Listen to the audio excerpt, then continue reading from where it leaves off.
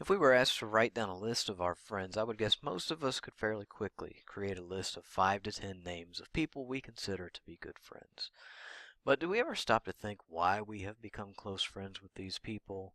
Or out of all the people on this earth, why are these the 5 to 10 people I've selected to be my friends? These are good and important questions, and questions that hopefully this brief presentation on why we form relationships will begin to answer.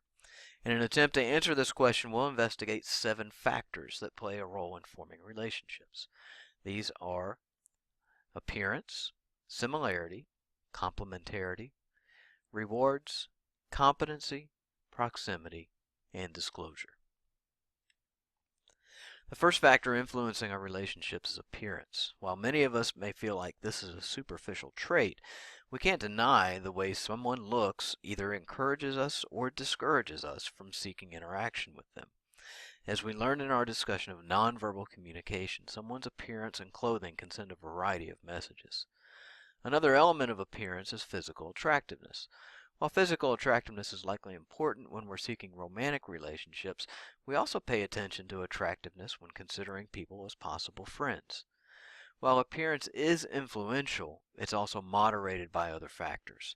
For instance, as we get to know a person, we may find their personality is a stronger feature of attractiveness than physical appearance. Also, the importance of appearance diminishes as the relationship progresses. Another thing we look for in our potential friendships and romantic relationships is similarity. We like to be around people that we perceive to be like us. These similarities could be in a range of characteristics like age, gender, education level, or socioeconomic status, beliefs, or values. We seek people similar to us for a few reasons. First, finding people who are like us is validating to our own self-concepts. We feel a sense of connection or solidarity with the person because of these similarities. We also like people who are like us because we get a stronger sense of our ability to predict their behaviors or reactions, which is also reassuring. Finally, we likely subconsciously feel less intimidated about approaching people who are similar to us because we assume that they will like us. While we value similarity in our relationships, we wouldn't likely enjoy spending our time only with carbon copies of ourselves. Because of this, our next factor, complementarity, suggests we're also attracted to people who we perceive to be different from us.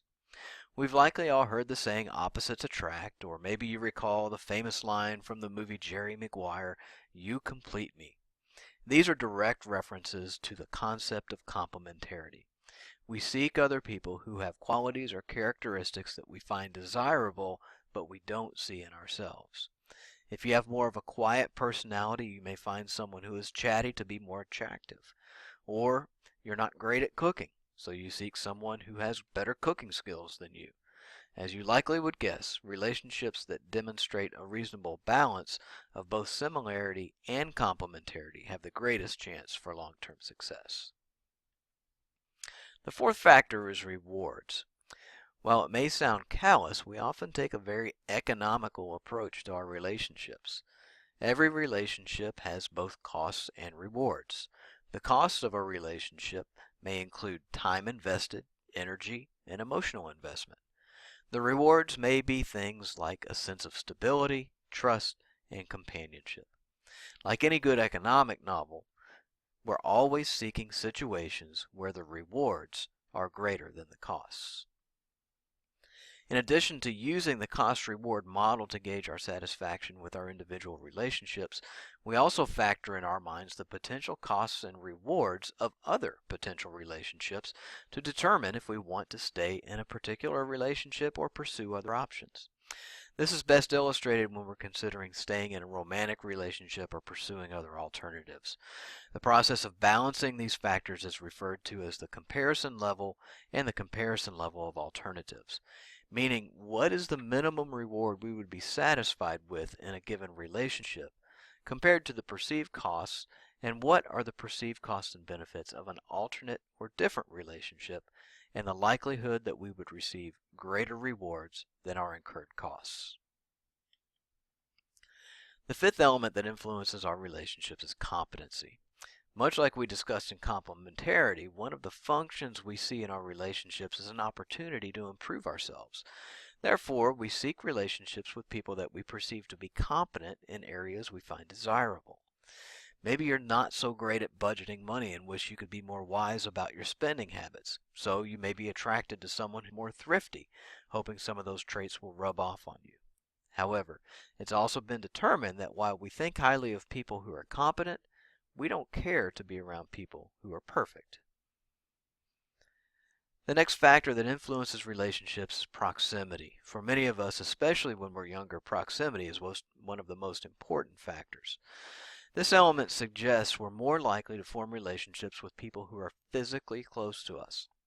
Think about when you were in grade school, middle school, or high school. You likely had close friends who lived in your neighborhood or went to the same school as you. Not necessarily because they were better than any other people you encountered, but simply because you had regular opportunities to interact with them, and it was easy to spend time with them because they were just a few doors down or in the same school classroom as you for 7 hours a day.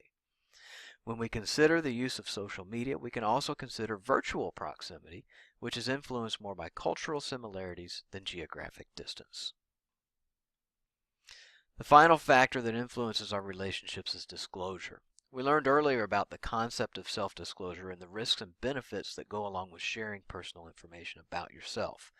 It's through disclosure that we're able to learn about our similarities and differences with others, and it also helps in building trust and respect among relational partners. Remember that disclosure in relationships is best when it's reciprocated, meaning we like to feel there's a balance of disclosure between ourselves and the other person, and when the timing of the disclosure is appropriate. So there you have it, the answers to the question of why do I have the relationships that I do?